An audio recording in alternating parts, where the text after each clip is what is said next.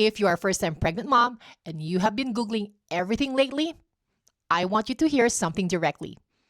Google may be making you feel busier. It is not necessarily making you feel more prepared. And that is such a frustrating place to be. Because you're trying to do the responsible thing. You're trying to learn. You're trying to stay ahead. But somehow, the more you search, the more your brain feels crowded. One question leads to five more. One quick search turns into a blog, then a Reddit thread, then a video, then another video that completely disagrees with the first one. And now you're sitting there wondering if you are somehow already messing this up before the baby is even here. That is the part I want to help with today. I don't think most first-time moms need more information. I think they need help sorting through it so they can actually tell what matters and what is just making them more anxious. The first way Google makes things harder is by making everything feel equally urgent. That is one of the biggest traps. You might search for something simple, like how to know when labor is starting.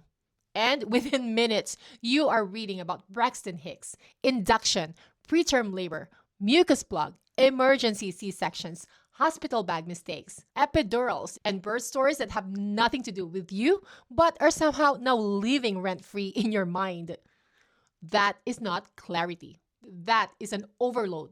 What actually helps more is getting clear on the basics that are relevant to your specific situation. The experts' guidance on labor is much more grounded than the internet tends to be.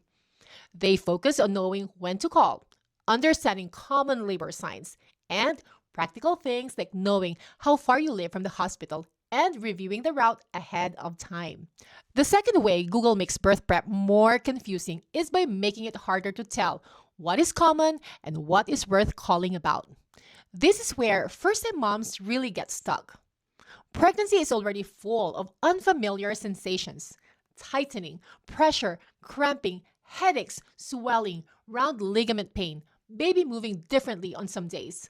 So, when something feels off, it is very tempting to search it first and try to figure it out yourself before calling your provider. And what usually happens? One result says it is completely normal. Another says call immediately. Someone in the comments says it happened to her and she ignored it. Someone else says it was a first sign of labor. Now, you feel worse than when you started. ACOG's guidance is much calmer and more useful here. They encourage moms to pay attention to their baby's movement patterns and to call if they are concerned, rather than self-diagnosing based on random internet opinions. That is an important shift. You don't need to prove something is serious before you reach out.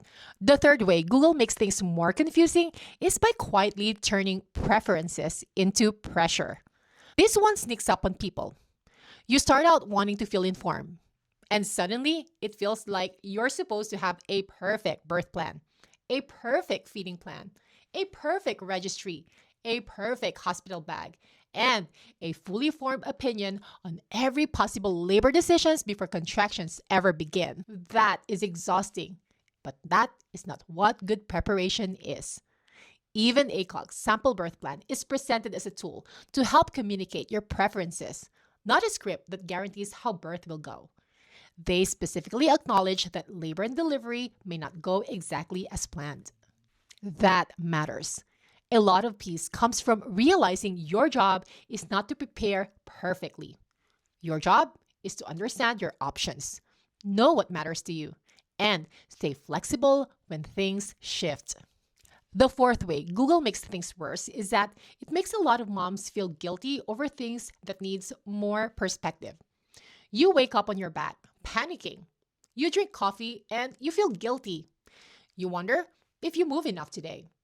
If you move too much, you read one article and now your whole day feels like a list of ways you could accidentally do pregnancy wrong.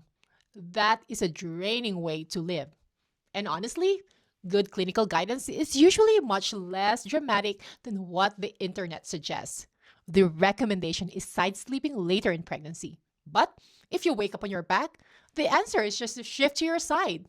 They also say regular physical activity is safe for most uncomplicated pregnancies and doesn't increase the risk of miscarriage, low birth weight, or early delivery. That kind of guidance leaves room for real life. Pregnancy is not about performing every role perfectly. It is about knowing what truly matters and not draining yourself over the rest. The fifth way Google makes birth prep more confusing is the belief that more research automatically means more readiness. I really don't think that's true. Some of the most overwhelmed moms I have seen are the ones who have read everything. Not because they did anything wrong, but because too much information without a filter does not create peace. It creates noise. The moms who tend to feel most grounded are usually not the ones who search the most. They are the ones who got clear on a few key things. They know when to call. They know the warning signs. They know what labor might look like. They know how to get to the hospital. They know who is supporting them. They understand that postpartum needs thought too. That is a very different kind of preparation. It is quieter, less flashy, but so much more useful. Hey, mama, real quick. Before you keep watching, I want to share two things I just put together that I think will really help you. If you're a first time mom and feeling overwhelmed with all the conflicting advice out there, I made you a free postpartum prep checklist. It's a simple, no fluff guide that walks you through exactly what recovery actually looks like beyond what the hospital discharge papers tell you. Feeding your baby, newborn care essentials, and the stuff nobody actually tells you about.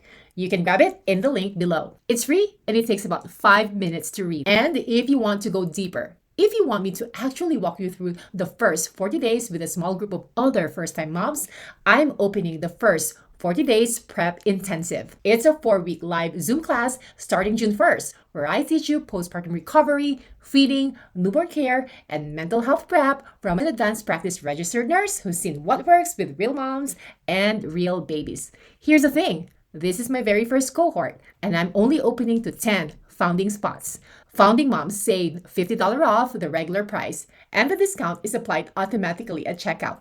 No code, no hoops. Both links are in the description below. Here is what I want you to take from this video. If Google has been making you feel more confused, more scattered, or like you are somehow still not doing enough, that doesn't mean you are bad at preparing. It probably means you have too many voices and not enough filtering. You don't need to know everything before birth. You just need clear priorities. If this video helped you feel a little more grounded, subscribe and share it with another first-time pregnant mom who needs less noise and more clarity. And next, go watch this, because that video will help you cut through the advice that sounds helpful but is quietly draining your energy before birth. I'm Cherry, and I will see you in the next one.